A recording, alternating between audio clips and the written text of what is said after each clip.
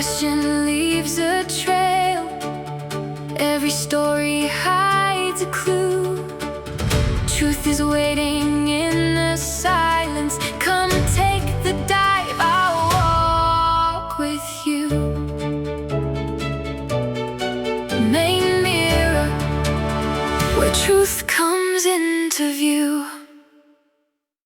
Hey everyone, welcome to this explainer. I am absolutely thrilled you're here today because we've got a really fascinating case file to unpack. Today, we're looking closely at the investigation into the Maine House District 144 Republican nomination process, specifically the district representing the towns of Acton and Lebanon. You know, in local politics, picking a candidate is usually a pretty straightforward deal. But every now and then, things unfold in a way that just leaves the public asking a whole lot of questions. And that is exactly what we're going to explore today. We're going to look strictly at what the public records show, track the timeline day by day, and piece this documentation together. Okay, let's dive right into this because we are looking at a highly unusual situation here. Typically, someone wins a primary election and boom, they seamlessly become the party's nominee for the general election. But in Maine House District 144, the primary winner actually stepped aside before the general election even happened. It's the kind of twist that immediately makes you sit up and pay attention. So what happens next? Who gets to decide the replacement? And maybe most importantly, how do campaign finance and political messaging actually work in that super brief, critical window of time between a primary and a local caucus? To figure all that out, here is our roadmap for today. We're going to cover the nomination questions, following the paper trail, investigating the PAC, connecting the campaign figures, facts versus allegations, and finally, why transparency matters. Let's kick things off with part 1, the nomination questions. Where did this all begin? Well, every good investigation has an origin point, right? For this one, it started with a local Lebanon resident named Matthew Leggett. He posted a video online raising some very specific, pointed questions about the Republican nomination process for Acton and Lebanon. According to Leggett's public statements, the initial primary winner, Jeff Adams, stepped aside. But rather than just walking away quietly, Leggett claims that Adams actually backed another guy, Robert Travers, to be his successor. And here's the kicker. Leggett alleged that even though Travers had the backing of both the Lebanon and Acton Republican committees, the nomination instead went to Karen Garish, who secured it at a July 22nd caucus. Leggett started asking whether state Republican leadership had influenced this outcome behind closed doors. Now, these were major claims, and they basically triggered a deep dive into all the available data. Moving right along to part 2, following the paper trail. This is where we track the actual documents. Our absolute main goal here is to separate the community speculation from verified public records. And when you map out those publicly available filings, a really fascinating timeline emerges. Check this out. On May 7th, 2026, the leadership for Maine's future PAC was approved and registered with the Maine Ethics Commission. Okay, cool. On May 15th, they submit their initial campaign finance filing. Fast forward a bit to mid-July. The reporting period for their 42-day post-primary report ends on July 14th. That specific report is officially filed on July 20th. And then, just 2 days later, on July 22nd, the Lebanon Republican caucus is held, and that is where Karen Garish is officially nominated. The proximity of these dates is absolutely vital to understanding the whole sequence of events. Now, here's where those dates crash right into the actual caucus. Right before that July 22nd event, Republican voters started getting text messages with campaign graphics telling them to support Karen Garish. And right there at the bottom of those graphics was a legally required disclaimer that read, "Paid for and authorized by leadership for Maine's future PAC." Yep, that is the exact same PAC we just tracked on our timeline. This disclaimer officially ties a registered political action committee directly to the local caucus outreach efforts. Which brings us to part 3, investigating the PAC. Let's look at the financial activity. Now, what's really interesting about this PAC is the sudden surge in financial activity right when this local race was heating up. When we break down the data filed by the leadership for Maine's future PAC, the picture gets pretty clear.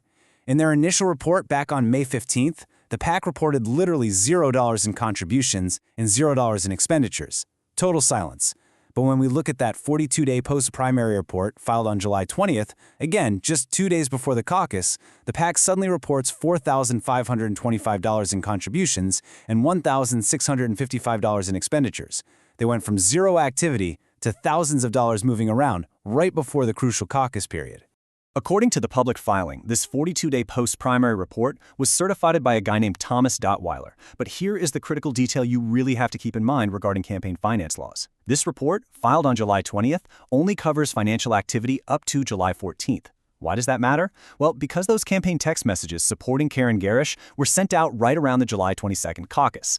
That means the money spent paying for those specific texts might have occurred after July 14th, so they wouldn't even be documented in this filing yet. The public record, basically, just hasn't caught up to the actual timeline of events yet.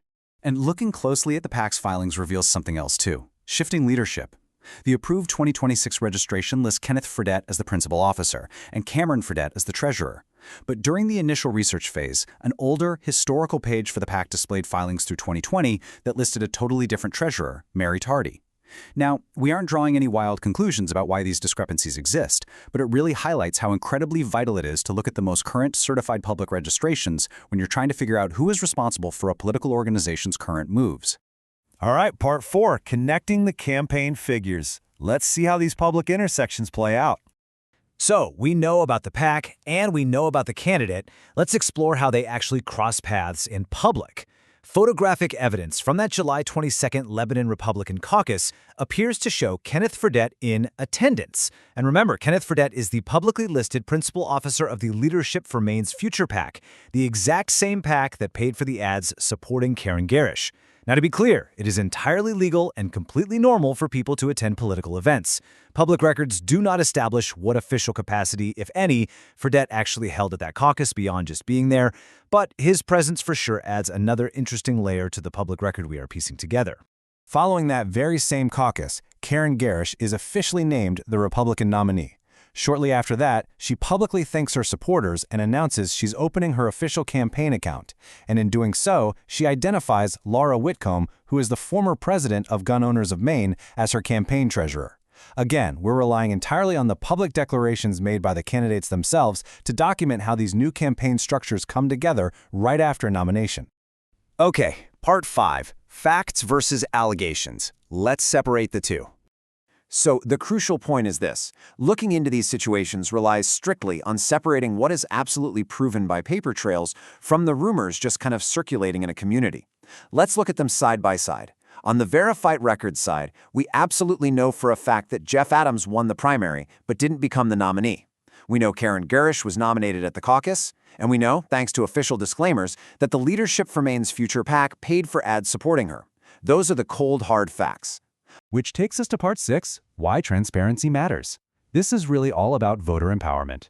You might be wondering, why are we digging so intensely into dates and disclaimers and ethics filings? Well, it's because these exact mechanisms are the bedrock of voter empowerment. When we rely on transparency, we can clearly see the questions that still need answering. Like, what was the PAC's exact strategic role in the caucus communications? What's the precise timeline of when Garish's campaign was formally set up relative to the primary? And crucially, will the next round of campaign finance disclosures finally reveal those late July expenditures, clarifying who paid for what and when? The Maine Mirror, the folks who actually reported all this, continue to welcome good faith clarifications and documents from anyone involved to help answer these lingering questions. And I think that really brilliantly illustrates the core of this explainer. The public record, it's a living, breathing thing. Disagreements within a political party? Totally not illegal. But public accountability absolutely demands that we follow the money, track the timelines, and ask the hard questions. So what additional information do you think is needed to complete this public record? As future filings become available, this timeline is going to evolve, and so will our understanding of exactly how the nomination in Maine House District 144 was really won. Thank you so much for joining me to unpack this crazy case file. Keep asking questions, keep looking at those records, and I'll see you next time.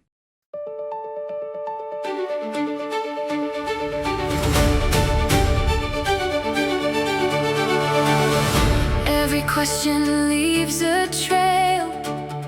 Every story hides a clue. Truth is waiting in the silence. Come take the dive, I'll walk with you. Maine Mirror, where truth comes into view.